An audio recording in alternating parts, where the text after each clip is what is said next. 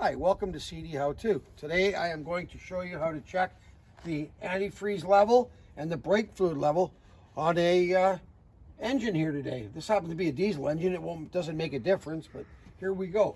Over here you can see a colored fluid in here. This happens to be red, but it could be green or it could be yellow. But this one happens to be red because it's got Dext Cool, what they call in it.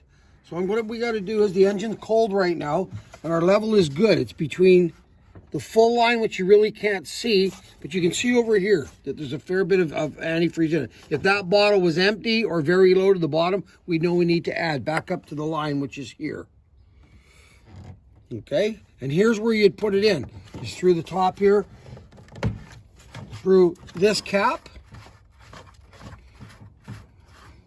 And most antifreezes nowadays are compatible where it doesn't matter what the color is, they'll mix with anything and they won't cause you any problems. And most of them come 50-50 where the antifreeze is already diluted, so you don't need to worry about adding water. Now, we're going to go over to the other side of the vehicle, and here's where the brake reservoir is for the brake fluid. And as you can see right on the top, first thing you'll notice is it says .3. What that .3 is that means the type of brake fluid that it takes. There's .3, 4, 5, there's different types. So I can see that this one's good.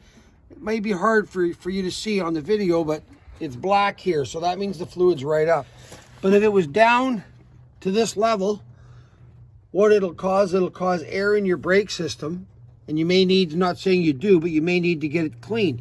So what you got to do is just make sure this is topped up. So whenever you take your vehicle into a lube shop, they normally do all these checks for you. But if you're away or you're in a rural area where you can't be doing that and you want to know, this is basically how you do it.